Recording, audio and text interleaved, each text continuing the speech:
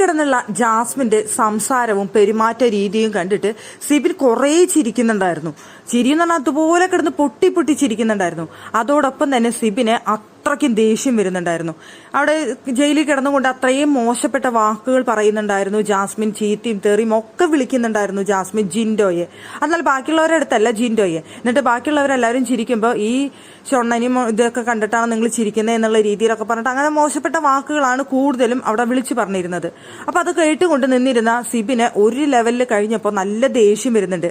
അപ്പൊ നന്ദനയുടെ അടുത്തായിട്ട് സിബിൻ അവിടെ നിന്ന് പറയാണ്, ജാസ്മിനോട് പറയാൻ പറ്റാത്തത് കൊണ്ട് നന്ദനയുടെ അടുത്ത് നിന്നിട്ട് സിബിൻ പറയുന്നുണ്ട്, നീ എന്റെ അനീതി എങ്ങാനായിരുന്നെങ്കിൽ നിന്നെ ഞാൻ അടിച്ച് നന്നാക്കിയേനെ, നിന്നെ കൊണ്ട് ഞാൻ നല്ല രീതിയിലാക്കിയേനെ, ഇതുപോലത്തെ വർത്തമാനങ്ങളാണ് ഇവിടെ പറയുന്നത് എന്ന് ചോദിക്കുന്നുണ്ട്. മൂത്തവരുടെ അടുത്ത് ഇങ്ങനെയാണോ സംസാരിക്കേണ്ടത്, എടാ പോടാന്നൊക്കെ വിളിച്ചിട്ടാണോ സംസാരിക്കേണ്ടത്, നിന്നെ ഞാൻ നിലയ്ക്ക് നിർത്തിയേനെ എന്നവിടെ പറയുന്നുണ്ട് സിബിൻ. അപ്പൊ അവിടെ അത് കേട്ടിട്ട് ജാസ്മിന് മനസ്സിലാവുന്നുണ്ട് ജാസ്മിനോടുള്ളതാണെന്ന്. നീ അങ്ങ് ഒലത്തും എന്ന് അവിടെ നിന്നിട്ട് ജാസ്മിന് പറയുന്നുണ്ട്. രാത്രി സത്യം പറഞ്ഞു കഴിഞ്ഞാൽ കണ്ടന്റോട് കണ്ടന്റ് ആയിരുന്നു എന്ന് പറയാം. അവിടെ ജാസ്മിൻ അതുപോലെയാണ് ജയിലിൽ കിടന്ന് കാണിച്ചു കൂട്ടിയിരുന്നത്. അത് കണ്ടിട്ട് സിബിനെ അങ്ങോട്ട് കലി ഇളകിയിട്ടാണ് സിബിനെ നന്ദനോട് എന്ന രീതിയിൽ കുറെ പറയുന്നുണ്ട്. നന്ദനയുടെ അടുത്ത് കിടന്നിട്ട് ഇങ്ങനെ സംസാരിക്കുന്നുണ്ട്.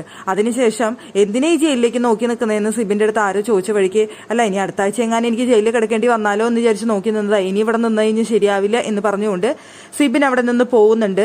ജാസ്മിന്റെ ആ സംസാര രീതിയും ശൈലിയും അത്രയും തറയാണ് കൂതറയാണെന്ന് പറഞ്ഞുകൊണ്ട് അവിടെ എല്ലാവരും പൊട്ടിച്ചിരിക്കുകയും അതുപോലെ തന്നെ അവളെ സംസാര ശൈലി കണ്ട് ദേഷ്യപ്പെടുകയും ചെയ്യുന്നുണ്ടായിരുന്നു.